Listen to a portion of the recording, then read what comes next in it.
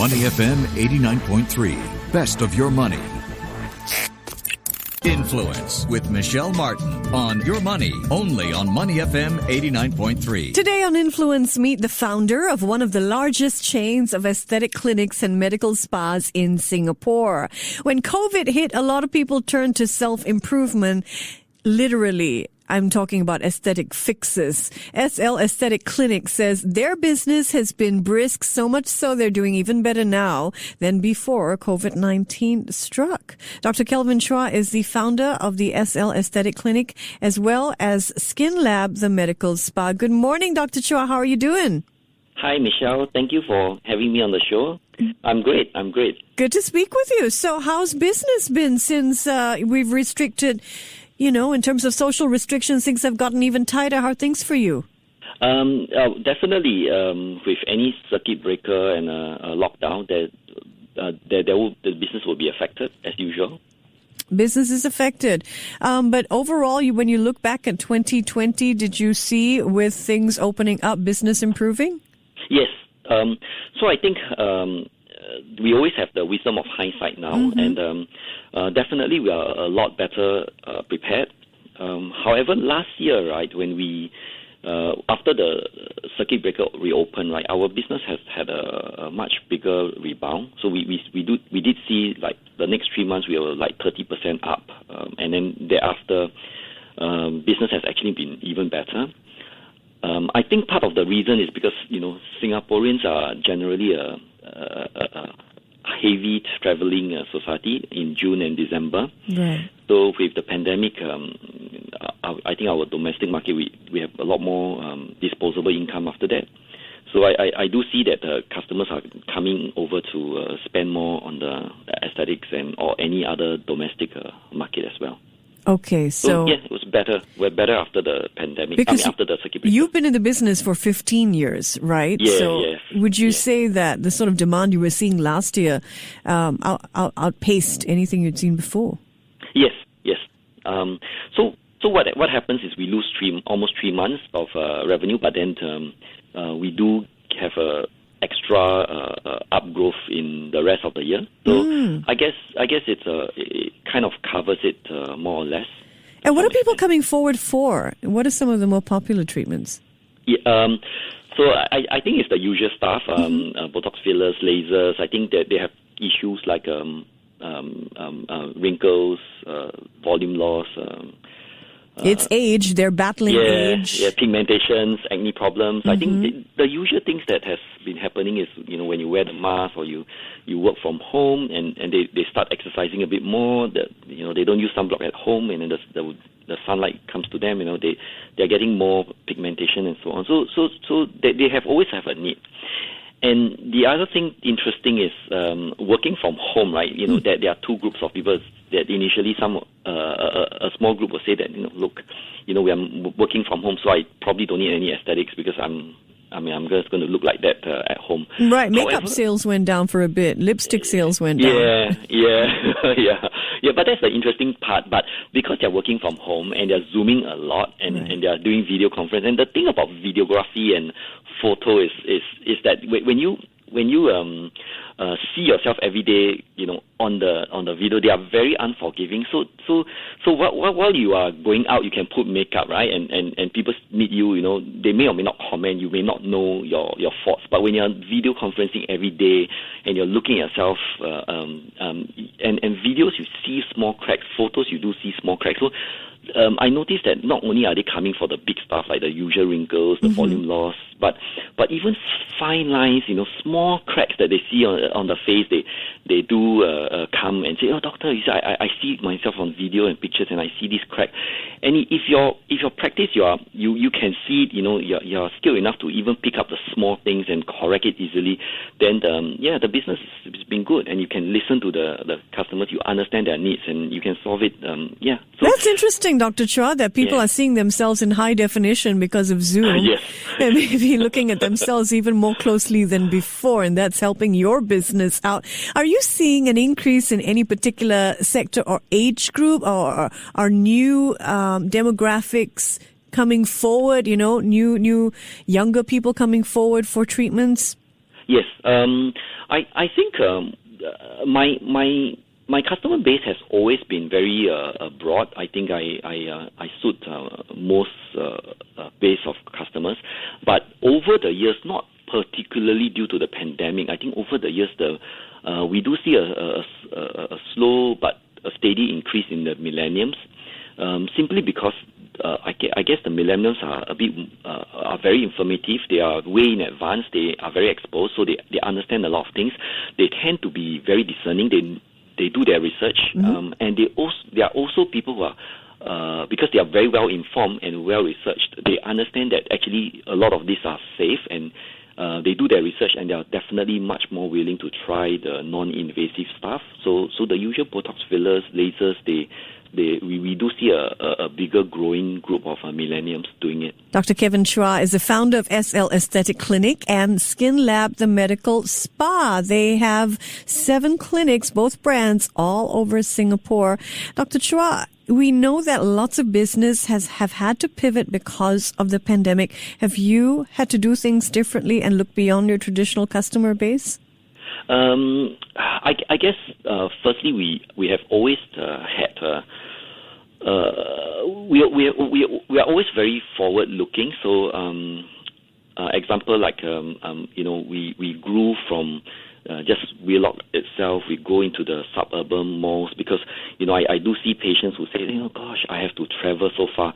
The thing about I was trained and educated in Australia. Okay. And the interesting thing about Australians versus like Singaporeans is Australia, you can travel 2 hours to see a doctor and it's fine. It's like, oh, that's normal. But in Singapore, anything beyond half an hour, I think the Singaporeans do find that it's a too much a waste of time, because I guess Singapore is a highly efficient society. The people in Singapore are much more driven. They are more efficient. So traveling time is to them a waste of time, which I think I have to agree on that part. So they find traveling too far a hassle. So we have slowly expanded to further out, north, south, east, west, to suburban malls to be able to cater the needs of the Singaporeans. And you have a latest outlet that's just opened. Is that in Tampines? Tampines is actually a relocation, but a revamp of the shop front and the branding. But yes, Tampines is our latest addition. Been open for 1.5 years. Okay, so all in all, you have 7 clinics over Singapore, right? Yes, 7. We will be having an 8th one soon. Yeah. Oh, where will that pop up? It will be in Sengkang, that area. I see. Okay, so give us a sense of the aesthetics and wellness market in Singapore. We hear so much about many GPs retraining to become aesthetic doctors. So is there still upside, or is this a crowded market? Yeah, that's the interesting thing, it's like supply and demand and the economic. So I hear colleagues complain of the fact that, you see a lot of new young doctors just jumping in like that, and then there's the price war, or there's too much competition and so on. I actually don't totally agree on that part, because people see the supply growing, but there has always been a growth in the demand, and I guess demand do drive supply as well. The only thing about growing supply is the quality control will drop, because and everybody just jump into the foray. You got new people, and sometimes they tend to throw price. They tend to undercut by using cheaper materials, or they are new clean on block. So they are desperate, and that is the more worrying part of aesthetics, I guess. But actually the demand is there, and if you actually focus on your job, your quality of your work, and using good materials, and to make sure that you ensure that you meet the needs of patients at the most cost-effective way, I think the market is there, because the millennials are growing, and they are a lot more open. Aesthetics is a lot more well accepted in the society, and they now know that a lot of these aesthetics are very well used and long. So I guess it is a growing market. I know you're a trainer here in Singapore for the American Academy of Aesthetic Medicine. What do you think of GPs switching specialization, moving to medical aesthetics? What do you think the implications are for patients? Yeah, so that's what I'm saying. Is firstly, I personally feel that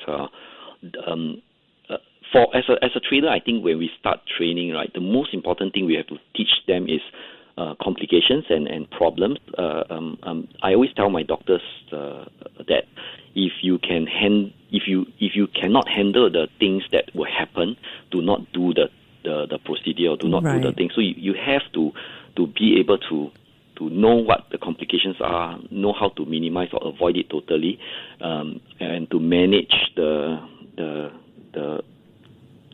complications if it ever happens.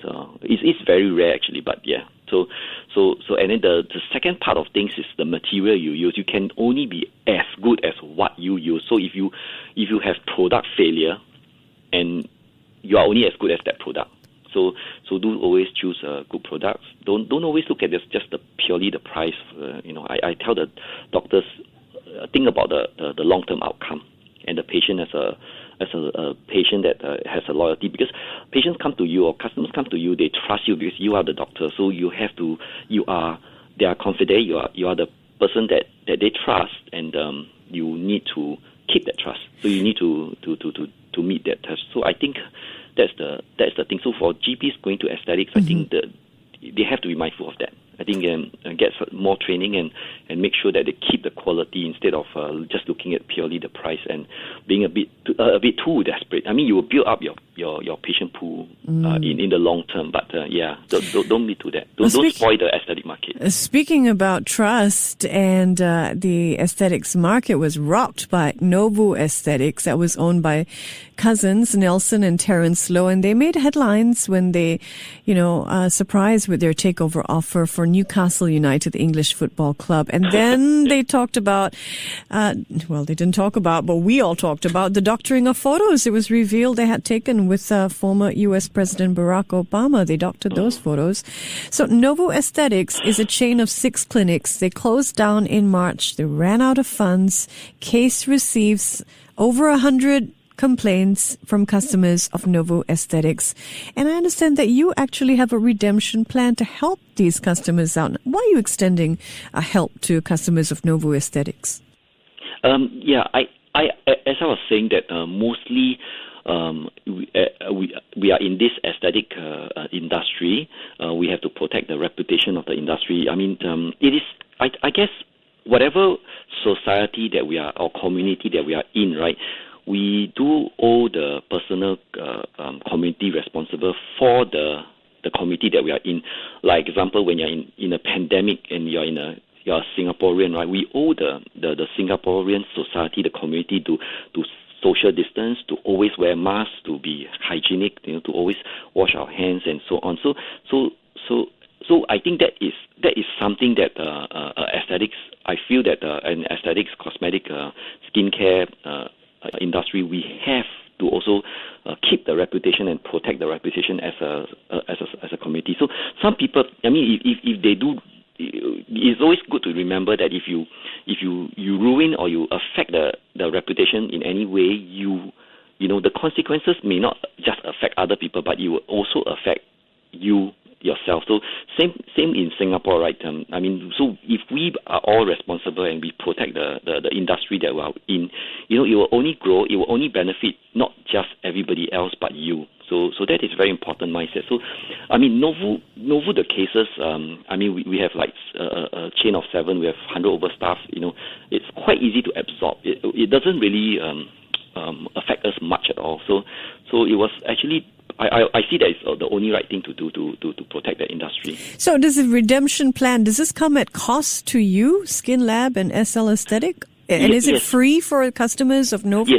Yes, it's free for customers to redeem. Definitely there's cost, but a lot of the costs are just pure labor costs. There's some overheads and usage of products and so on, but I think it's labor costs. But we are, as I said, we are a big team, so this labor cost maybe just extra 10% or 15% of work, I mean, on estimate. So it doesn't really matter too much. We were okay as well. And how's the take-up been? Yeah, probably about 200, maybe 300 and above. And there's still new ones coming in. You've had 200 to 300. Wow, that's incredible. Well, It is not a lot to us for 1 month. It's still fine. all right. Well, we wish you all the best for the future as more and more of us scrutinize ourselves over Zoom, Dr. Chua.